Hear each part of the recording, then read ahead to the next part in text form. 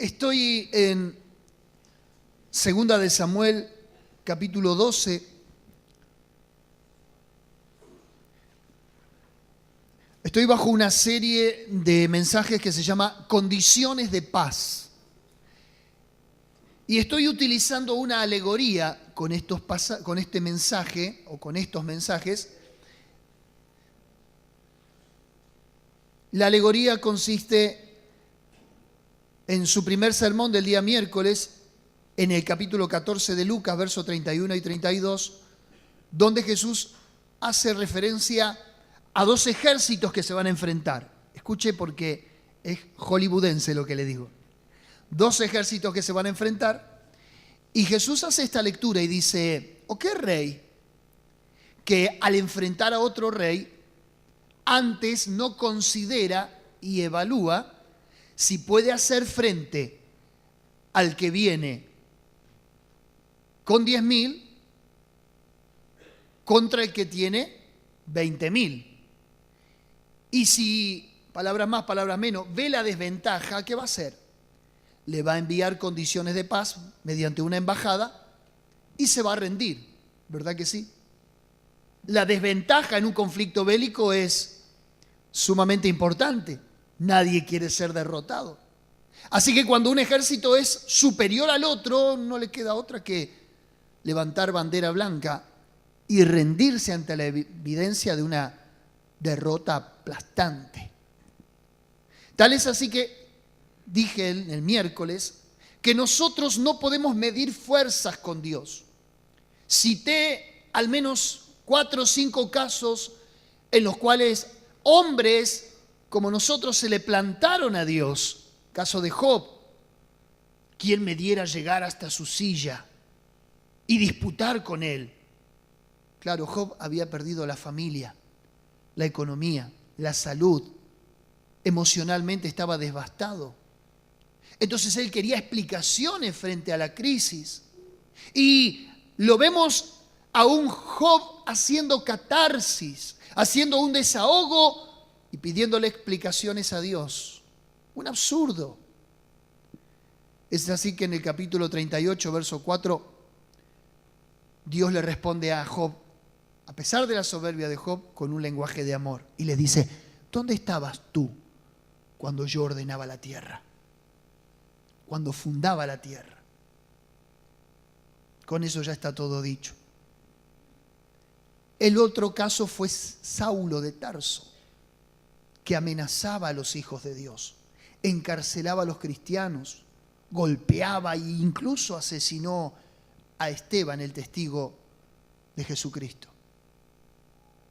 La soberbia coronaba la vida de Saulo de Tarso. Pero dice que cuando él iba en su caballo camino a Damasco con órdenes de arrestar a cristianos, una luz del cielo resplandeció y lo tiró del caballo. Sí, ese término que a veces decimos, te tiró del caballo, como diciendo te bajó de tu ego y de tu soberbia. Sí, Saulo lo experimentó, mordió el polvo y quedó ciego. Pero frente a la pregunta del Señor: Saulo, Saulo, ¿por qué me persigues? Dura cosa te es dar coces contra el aguijón. Él, temblando y temeroso, le dijo: Señor, ¿qué quieres que haga? Es un absurdo querer enfrentarnos a Dios. Es un absurdo querer resistir a Dios. Por eso es que un ejército con 10 no puede hacer frente a un ejército con 20. Tenemos que considerar y tenemos que presentar condiciones de paz, porque de otro modo la derrota será inminente cuando resistimos a Dios. Bueno, bajo esta carátula, bajo este título y bajo esta alegoría, vengo predicando que presentemos condiciones de paz a Jesús. Que nosotros seamos los que cedemos un paso para nosotros mismos no sufrir las pérdidas. Anoche, una breve recapitulación, hablé de cuando por un hombre una ciudad fue sitiada y por poco perecen miles de personas por uno. La ciudad representaba la vida de un hombre. Y la mujer que desde el muro grita y pide una condición de paz es la conciencia dentro de nosotros que quiere conciliarse con el cielo. Segunda de Samuel, capítulo 12, verso 26, dice: Joab peleaba contra Rabá de los hijos de Amón y tomó la ciudad real. Entonces envió Joab mensajeros a David diciendo: yo he puesto sitio a Raba,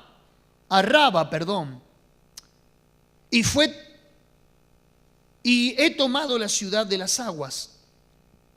Reúne pues ahora al pueblo que queda y acampa contra la ciudad y tómala, no sea que tome yo la ciudad y sea llamada de mi nombre.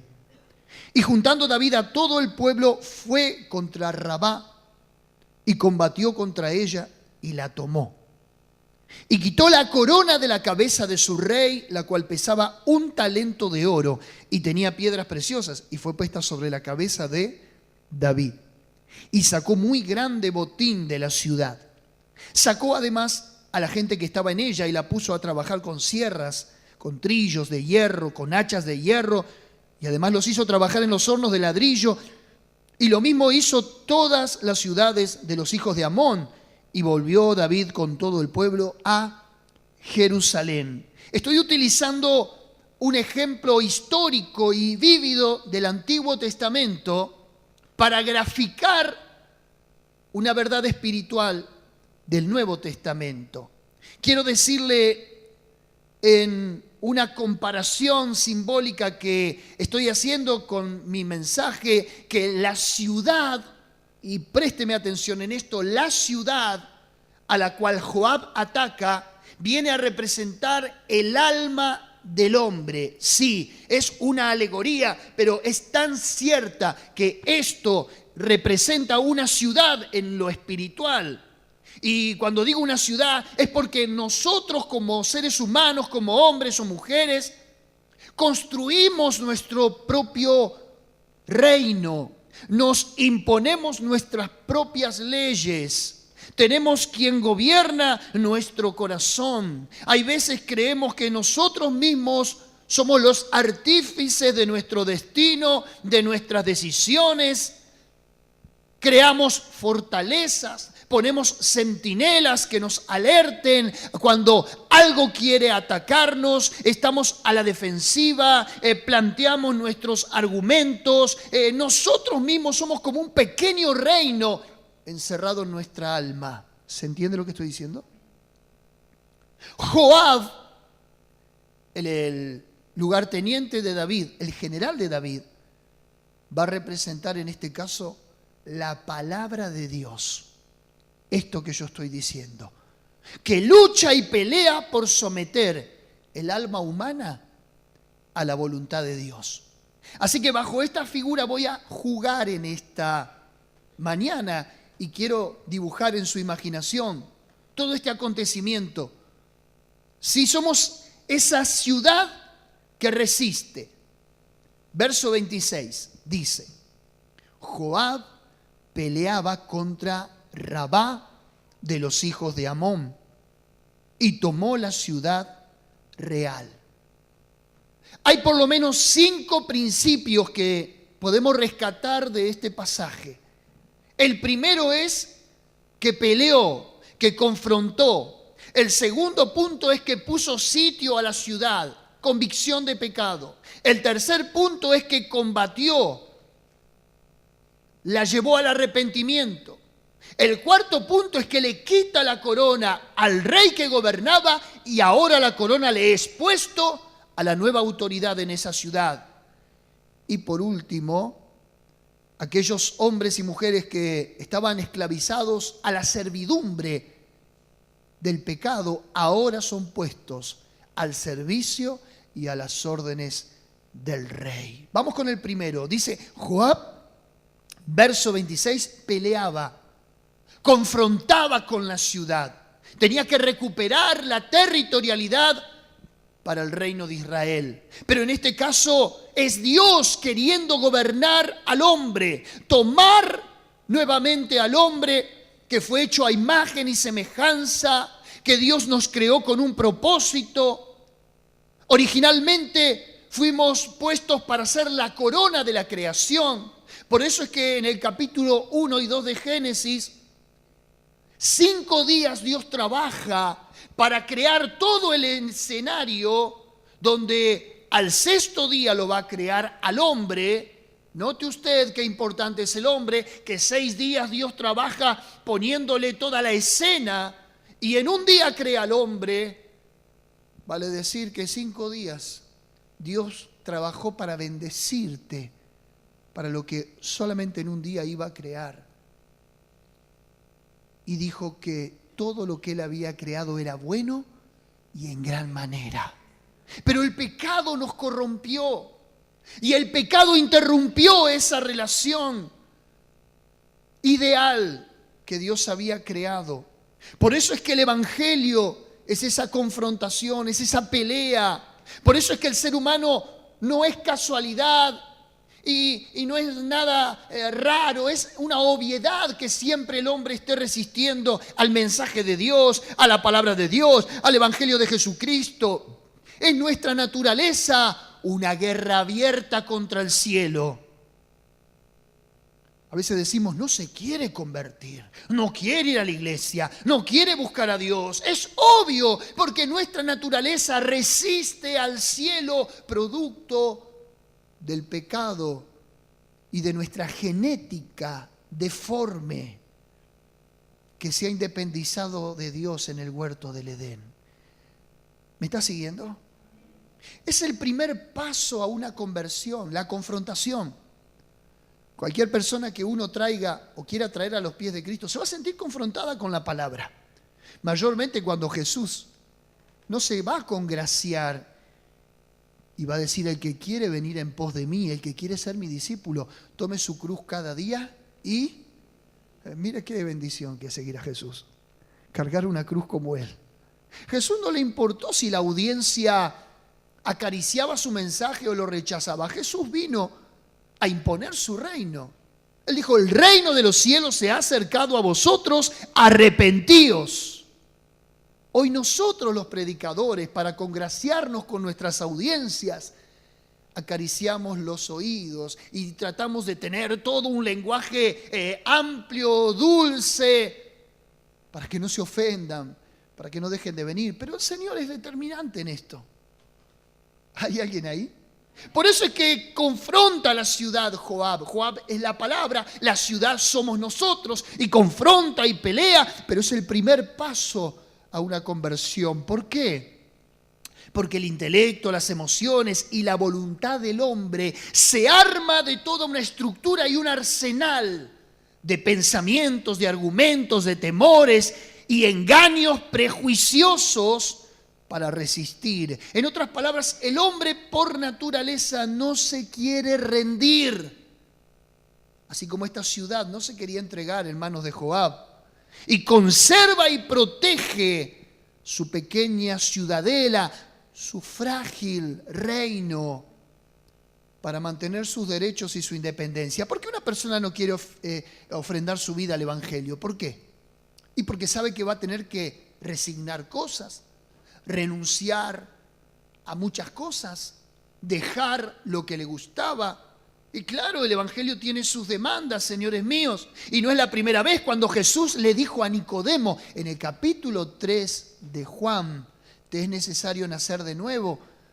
Este religioso le dijo: ¿qué acaso? Siendo viejo voy a entrar al vientre de mi madre otra vez. No entendió nada. Nacer de nuevo era una figura de una regeneración, de un reacomodamiento de vida, de un arrepentimiento. Pero resistió Nicodemo a Jesús. En el capítulo 4, la samaritana, en el capítulo 4 de Juan, también resiste a Jesús. Le dice: ¿acaso tú eres mejor que nuestros padres, que ya nos dejaron este pozo para beber, y tú dices: yo soy el que te voy a dar de beber? La mujer samaritana también resistió, hasta que Jesús le dijo: llama a tu marido. Y ella le dijo: no tengo marido. Y Jesús le dijo, bien has dicho, porque 5 tuviste, y el que ahora tenés no es tu marido tampoco. Me parece que eres profeta. Le sacó todos los trapitos al sol. Pero resistió en su primera confrontación de Jesús con la mujer. En el capítulo 6, los mismos discípulos resisten también de Juan. Capítulo 3 de Juan, capítulo 4 de Juan, capítulo 6 de Juan. Versos 65 al 68 le dice, dura es esta palabra, Jesús, ¿quién la puede oír? Y desde aquel día muchos discípulos no seguían más a Jesús. También resistieron. Les parecía duro lo que Jesús les decía. Tal es así que Jesús se da vuelta y le dice a los 12, ¿vosotros también quieren irse? Y Pedro le dice, ¿a quién iremos si tú tienes palabras de vida eterna? Todo lo que Dios hace por penetrar en tu corazón y cuando vos le presentás resistencia y el más combate contra tu vida es para tu bien, es porque te tiene palabras de bendición y de vida eterna.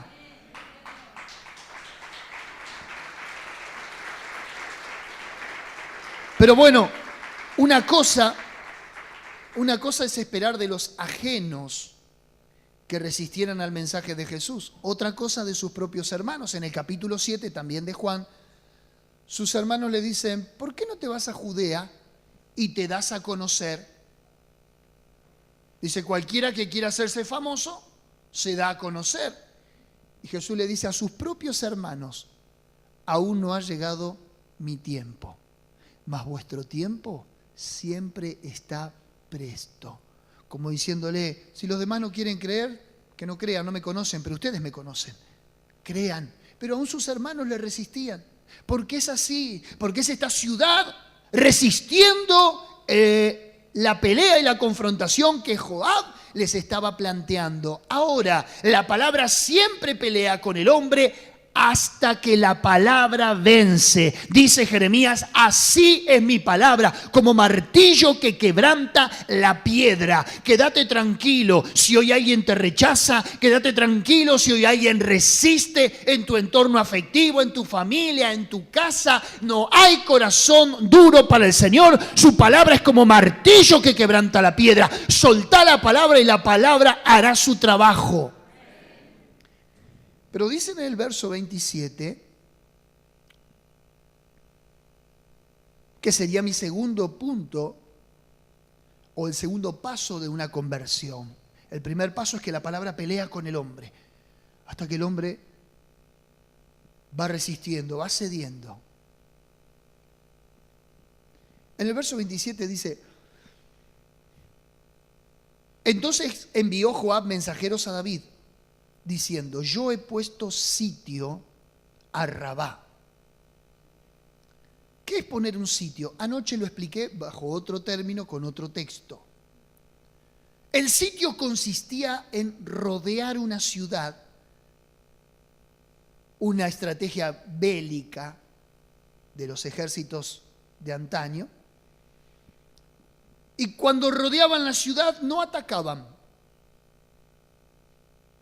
Pero cualquiera que quisiera salir a buscar suministros, moría.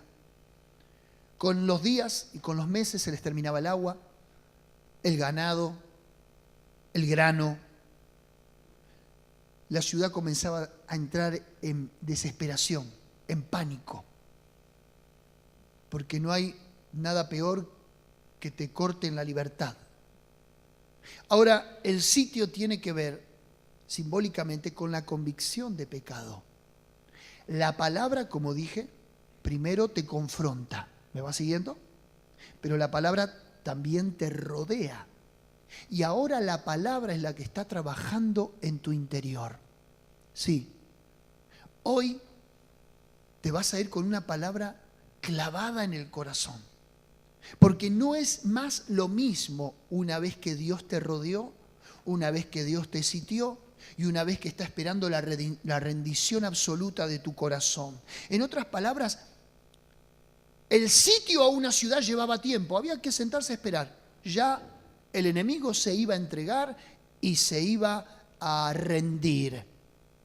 Este es el segundo paso a una conversión. La conciencia trabaja a partir de que la palabra es soltada, dando punzadas de culpa y remordimiento. Grita su disconformidad contra todo lo que es innatural, contra la inmoralidad, contra el pecado, contra el odio, contra la idolatría, contra las conductas perversas, contra la mentira y contra todo lo que se quiera levantar contra Dios, la rebeldía, la obstinación. La palabra comienza a trabajar de tal manera que ahora te redarguye de pecado. Ahora hay una convicción de pecado porque estás sitiado, porque tenés que rendirte ante la evidencia de aquel que te está llamando. Bajo la convicción de pecado estamos sitiados, perdemos la paz, el conformismo que antes teníamos, esa paz ficticia y esa felicidad que teníamos se esfuma. Y ahora quedamos al descubierto, ahora nada es igual. Porque nuestro ser interior se dividió entre el espíritu y la carne. El pecado que antes te daba satisfacción, ahora te lo reprochás, ahora te ves como miserable, ahora te sentís sucio. Lo que antes te causaba placer, cuando la palabra comenzó a trabajar, ahora sabés que hay una ley marcada y que cuando quebrantás esa ley te haces convicto de la ley y reo de la justicia. Te convertís en un prófugo de Dios. Fue la experiencia de Adán. Adán, decía Dios en el huerto, y lo llamaba. Y Adán dice, estaba escondido atrás del arbusto, porque tuve miedo y me escondí, porque estoy desnudo. ¿Quién te enseñó, le dijo Dios, que estabas desnudo? Cuando viene la palabra a tu vida, te desnuda. Ya ahora nada es igual.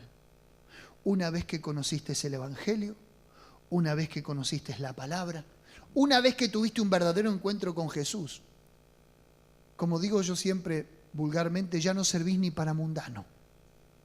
Decís, bueno, voy a pecar como antes, porque la pasaba bien el pecado. Si el pecado no fuera bueno, nadie le daría importancia, pero como el pecado es seductor y es placentero, si voy a pecar, y pecás y te sentís mal, ¿o no? Y te volvés como un pollo arrepentido a Dios y decís, Señor. Juan el Bautista era un especialista en despertar las conciencias.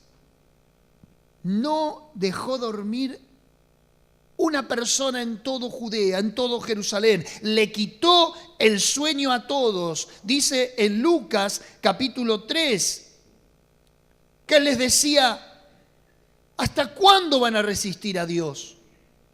¿Hasta cuándo van a estar creyendo que Dios un día no los va a llamar ante un tribunal por causa de sus obras? En el verso 10 dice, y la gente le preguntaba diciendo, ¿qué haremos? Y él respondió, el que tiene 2 túnicas dé al que no tiene, y el que tiene que comer haga lo mismo. Gobernaba el egoísmo. Ahora él les dice lo que tienen que hacer. Respondiendo, vinieron también unos publicanos para ser bautizados y le dijeron, maestro, ¿qué haremos? Él les dijo, no exijáis más de lo que está ordenado.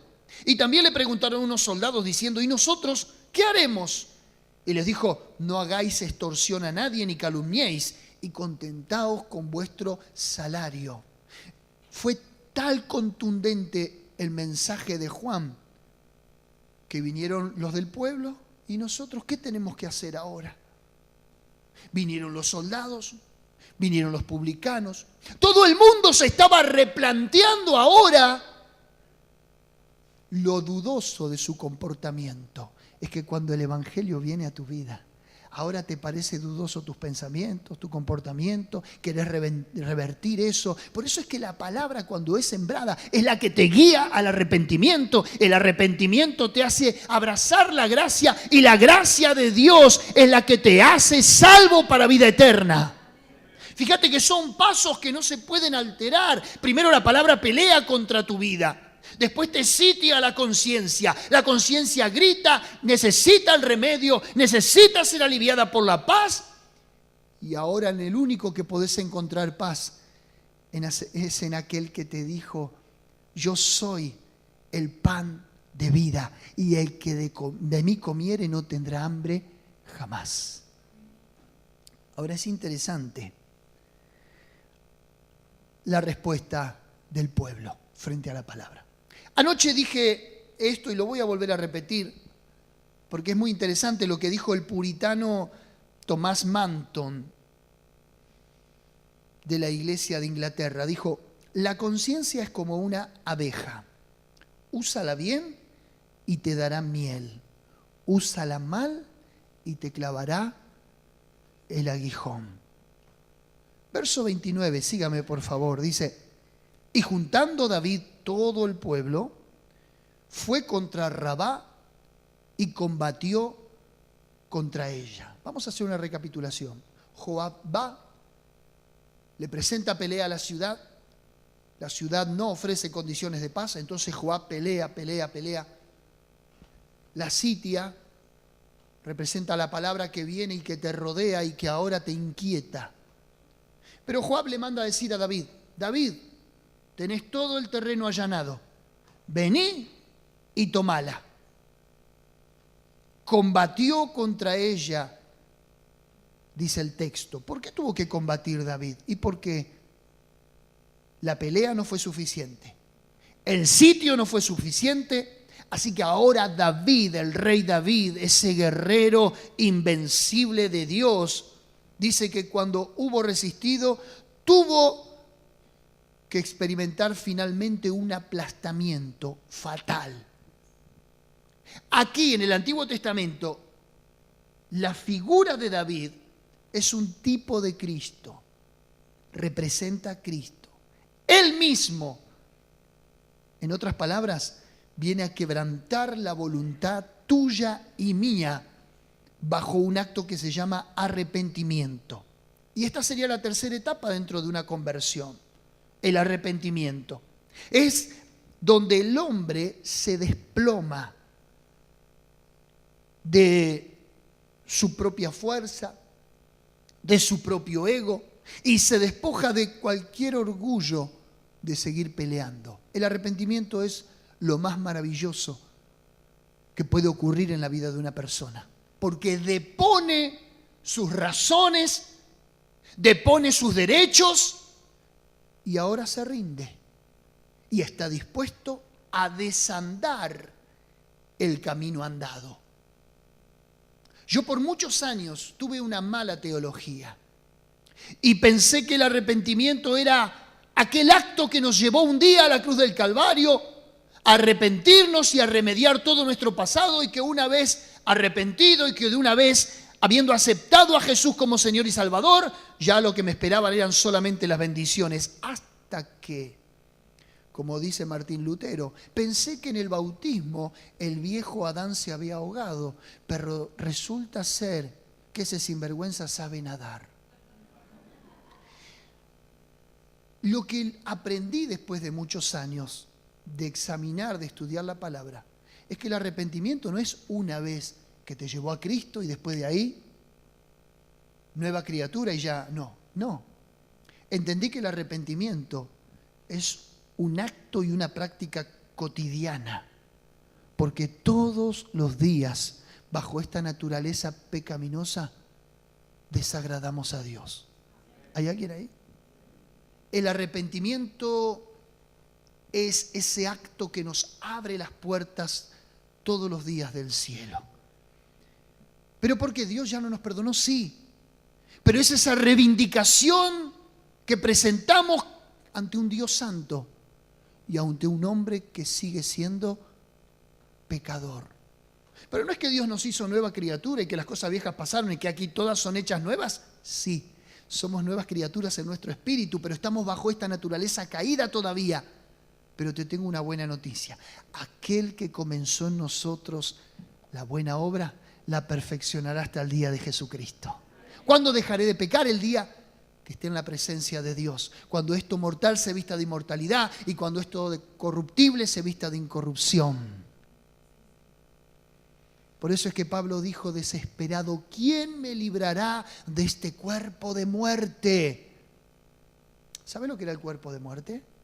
¿Cuántos saben lo que es el cuerpo de muerte? Qué experiencia despiadada. Pero Roma era despiadado con los delincuentes. Crucificaba a los delincuentes, era su práctica común.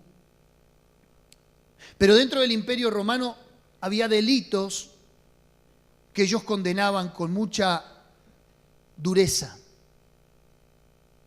Y depende de la sentencia, o eran crucificados o tenían que experimentar el cuerpo de muerte. ¿Qué era el cuerpo de muerte? Al reo, escuche bien, se le ataba a su espalda un cuerpo de un fallecido. Esto provocaba dos cosas. Se le ataba el cuerpo, el cadáver literalmente, a la persona viva, se le ataba una persona fallecida. Moría por dos razones la persona. Primero, de histeria, de locura, de desesperación. Pero segundo, con los días, de putrefacción. Porque ese cuerpo entraba en descomposición y la persona viva entraba en el mismo periodo de corrupción. Era algo despiadado, se lo estoy diciendo. Pero Pablo encuentra en ese crimen y en esa muerte y esa condena a un reo tan despiadada, Pablo encuentra una alegoría interesante. Pablo relaciona el cuerpo de muerte con el pecado. Y mientras vos no te arrepientas y mientras el pecado conviva en tu naturaleza, es como cargar un muerto. Silencioso, pero que tarde o temprano te va a terminar corrompiendo a vos. Él dice, ¿quién me librará de este cuerpo de muerte? Como diciendo, tengo un pecado que me está volviendo loco. Mas gracias a Jesucristo. Para decir en el capítulo 8, verso 1, más ahora, ninguna condenación hay para los que están en Cristo Jesús. Los que no viven según el espíritu de la ley, sino en el espíritu de la vida. Hermanos queridos, en el combate, nuestro Señor Jesucristo y un hombre pecador, hay desventaja. Él viene con su ejército a destruir la pequeña ciudadela de tu vida. O le presentás condiciones de paz y te reconcilias con Él, o habrá un aplastamiento inminente. Él ya luchó con el pecado en la cruz del Calvario. Él le dio su estocada final para nunca más entrar en guerra. El pecado ya no es un adversario que va a medir fuerzas contra el Hijo de Dios, porque ya fue vencido una vez y para siempre. Esa es la buena noticia que te doy. Finalmente, David somete la ciudad. Y hay algo interesante que ocurre. Cuando Jesús entra a tu vida, cuando ya no tenés capacidad de ofrecer resistencia porque por medio del arrepentimiento levantaste la bandera blanca, ocurre algo precioso. En el versículo 31, quiero que lo leas, dice: la ciudad fue combatida, peleó Joab, vino la convicción de pecado, hubo rendición. Y ahora en el verso 31 dice, en el 30, y quitó la corona de la cabeza de su rey. Claro, el antiguo rey que gobernaba ahí, ahora se rindió, depuso su conducta, depuso su condición, ahora vino un nuevo rey. ¿Quién? David. Lo mismo ocurre en nuestra vida. Cuando viene Cristo, te quita la corona. No te gusta, ¿no? ¿Quién era el que mandaba antes? ¿Quién era el que gobernaba antes? ¿De qué te habla una corona? Primero, de que vos sos, ¿sí? No tengo trono ni reina, pero sigo siendo No tenés nada, sin embargo crees que lo tenés todo, ¿sí o no? Qué ingenuos que somos, ¿sí? Que los seres humanos, perdóneme, no voy a ofender, no quiero ofenderlo a usted, nada por el estilo, pero qué tontos que somos. Perdimos el huerto, perdimos la eternidad, perdimos la relación con Dios, hacemos lo que queremos de nuestra vida, así nos va. Hay camino que al hombre le parece correcto, pero su fin es camino de muerte, sin embargo queremos seguir teniendo la corona. ¿La corona de qué? Este rey había perdido. Su ciudad era un desastre, combatida. Los ejércitos a punto de hacer un aplastamiento final. Se tuvieron que rendir, se tuvieron que entregar. Te pregunto, ¿hasta cuándo vas a rendir, a resistir? ¿Hasta cuándo vas a seguir ofreciendo resistencia? Si a las puertas ya está Jesús a punto de entrar con su blanco corcel a imponer su gobierno. Le quita la corona. Esa condecoración e ilegítima corona que le había puesto su propio pueblo, le fue quitada. Y cuando viene Cristo a tu vida, ahora ya olvídate de tu corona. Ahora la corona tuya la carga el Rey de Reyes y el Señor de Señores. Él cargó una corona de espina por vos, ¿verdad? ¿Sí? Esa corona de espina, ¿a quién le tenía que pertenecer? A nosotros. Él la llevó. Entonces ahora depongamos nuestra corona para que Él sea el verdadero rey. Someter a una ciudad y tomar la corona de su rey es una alegoría de una conversión genuina y un despojamiento del yo, del ego. Ahora el que reina es Jesús en mi lugar. Y en otras palabras, Él toma el trono, Él toma el señorío. Y este fue el caso de la ciudad. Y en nuestro caso, de nuestra vida. Él reina ahora en los corazones nuestros. Antes reinábamos nosotros y así nos íbamos. Así nos iba, perdón. Y éramos por naturaleza hijos de ira. Pero Gálatas 2:20 dice, ya no vivo yo, mas vive Cristo en mí. Este es el punto neurálgico de una conversión. Hasta la convicción de pecado vamos bien. Sí, es verdad, hice muchas cosas malas. Hasta el arrepentimiento también vamos bien. Y sí, me tengo que arrepentir, tengo que reconciliarme con el cielo. Pero cuando Dios quiere ahora imponer su reino, quitarte tu corona y ahora la corona llevarla a Él, entramos en problemas. Es el cuello de botella del pueblo evangélico. Es la piedra en el zapato de todo creyente. Cuando el pastor te dice, mira, tenés que hacer esto, y te lo dice bajo la investidura del ministerio de Cristo, como es un pastor o una autoridad religiosa, cuando te lo dice, te incomoda. Y vos decís, sí, pastor, sí, tu abuela.